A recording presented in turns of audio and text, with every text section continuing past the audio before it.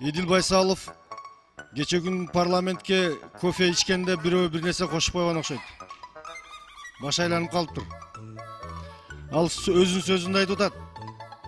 Комитеттин токтомдору мен үчүн рекомендательный эле характерде деп. Парламент дискуссионный клубка окшоп атат мага дейт. Парламентте хамит этип атышат дейт. Урматтуу төрага, сиз ушул боюнча бир президентибизге кайрылуу кылып, парламенттин аброюна шек келтирген боюнча чара көрбөйсүзбү? Урматтуу депутаттар, Эдил Байсаловго 4 негизди коет элем. Биринчиден, бул инсан мамлекеттик этиканы бузду. Мамлекеттик этика болот депутаттар менен сүйлөшүп атканда. Экинчиден, бул конституционный стройдогу президенттик башкаруу, президенттин башкаруусу жана парламенттин башкаруусун бул жокко чыгарып атат. Бул жерде госизмена жатат. Эмне үчүн бул депутатка кайрылып туруп, сиз депутат элдин атынан мага тапшырма бербеңиз дейт. Биз кимдин атынан беребиз? Үчүнчүдөн, парламент элдин добушун алып келгендердин добушун жокко чыгарып атат бул. Буну Эдил Байсаловду госизмена катары караса болот. Кантип мына жерде отурган эл өкүлдөрү бир келген вице-премьердин ушинтип сүйлөгөнүн угуп отурабыз биз.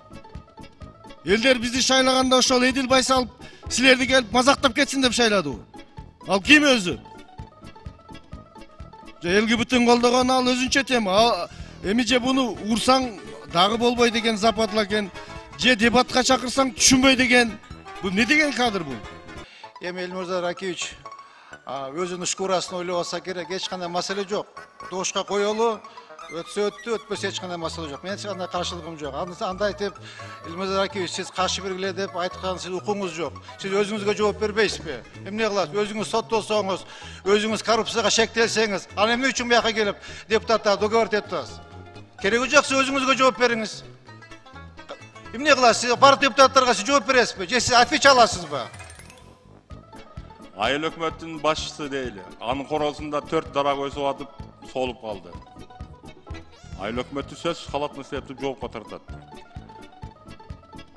Азыркы мыйзамдын ченеминде, урматтуу Элмирза Ракиевич, өзүңүз жакшы билесиз, сиз калп эле кычып атасыз магачы. Калп эле өзүңүз билип туруп, мына публика ойноп атасыз. Ну, конечно, азыр 100% айыл өкмөттүн башчылары бардыгы коррупционерлер отурат, бардыгы уруулар отурат. Бардыгы ошол эч кандай жумуш жасабайт. Поголовно баары уруулар отурат. Ошону биз мыйзамдаштайлы деп атпайлыкпы, урматтуу Элмирза Ракиевич? Эми, в конце концов, перестаньте, пожалуйста. Дагы суроо. Депутат тиги же бул мыйзамга пикири келишпесе каршы чыкканга үндөгөн акысы барбы? Акысы жок. Каерде жазылып турат? Бардык жерде жазылып турат. Регламент жазылып турат. Сиз өзүңүзгө жооп бериңиз. Жок, айтып атышпайбы? Элмирза Ракиевич, мен билем сиз сыйлуу генералсыз, эми некрасиво просто. Азыр эми элге туура эмес негатив болуп атат. Рахмат чоң, мен сизди колдобосоңуз колдобойм деп коюң, мен ыраазымын.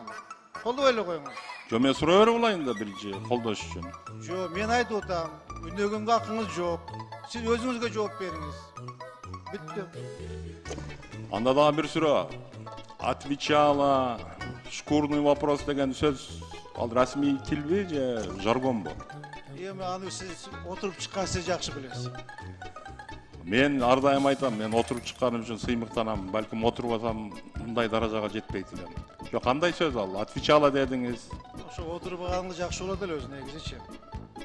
Жок, жооп берсеңиз, отвечала менен шкурный вопрос дегенде аны каерде колдонулат? Өзүңүз жакшы билесиз каякта колдонот. Ошо сиз отурган жерде колдонот да. Жок, сиз тиги расмий трибунадан айтып атпайсыз. Сиз буяка чыгып кычып атпайсызбы? Эмне деп айтайын? Сиз чыгып кычып атпайсызбы, чыгып алып? Ой, добуш бербегиле, бул туура эмес мыйзамда. Аны эмне дейин? Сизди барып кучакталып өбөйүнбү? Рахмат Элмирза аке деп. Улуу трибунада турасыз. Ушу депутаттардын бүгүнкү күnkү эмесин көрүп алыңыздар. Тиги бу деп өзүңүздү пиар кылып айтып атасыз. Тышка чыгып деле пиар кылыңыз ал боюнча. Мен өзүңүздүн жеке маселеңизди көтөрүп атасыз. Мен ушу сотторго акча берип маселемди чечкем деп. Шайлабек Карыбекович да ушул жерде соттон утуп келип депутат болуп отурду эле канча акча бергенин аны да айтып койсун, азыр сүйлөп атпайбы? Минти келе, тигинти келе деп. Шайлообек Карабекович, сиз да айтып коюңуз, акча берип утуп келдиңиз беле ушул жерде соттордун таза эместигинен? Ана мына Тогузбаевич, сиз биздин жогорку кеңеште авторитет депутатсыз да. Биз сизди сыйлайбыз. Сиз билесиз, мурунку президенттин дагы авторитет кудасы болгон Абжалиев деген. Ошол киши авторитет болгондо кафе, ресторандарда өчүрт болуп турчу эле. Ана мурун дагы бир Шопур авторитет болгон. Ана мурун мына Бакиевдин тушунда болгон. Ар бир адамга бир жылдыздуу неме келет экен да. Шайлообек Карабекович, мен сизге айтып коеюн. Мен президенттин кудасымын. Мен 9 жашымда куда болгом. Сен да куда бол. Ошондой балдарың, кыздарың турмушка чыгып, балдарың үйлөнүп кудалуу бол. Ушул жерде Алияр Абжалиев деген Сооронбай Жээнбеков Сокедостун кудасы отурган, билесиздер. Ошонун шайкалары болуп силер отургансыңар 6-созукта.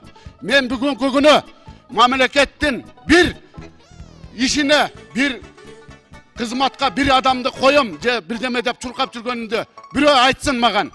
Же бирөөнүн мүлкүн тартып алды. Ошол Алияр Абжалиев, же Асылбек Жээнбеков, же Шайлообек Карабеков шайкалары болуп чуркап барган деп бирөө айтсын маган.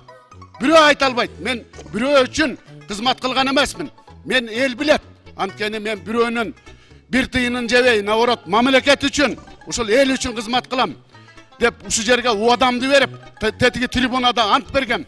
Шайлообек Карабекович, сен антип куда авторитет деп маган тийишпей эле кой.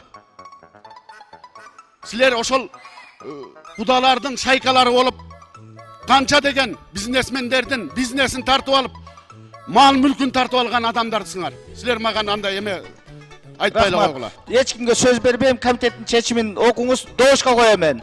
Болду, бири-бириңер менен айтышып отура берет экенсиңер. Кууганда Кудай дейт, качканда Кудай дейт. Мен жакшы өлкөдө жашагым келет. Мамлекеттүүлүк үчүн сот системасы да, өкмөт да, мыйзам чыгаруу бийлиги да бардыгыбыз эл үчүн таза түз иштешибиз керек. Сөзсүз бир күн ал убакыт келет.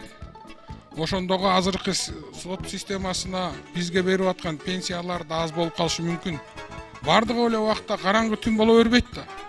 Жакшылыктар да болот да, жакшы заман да келет да.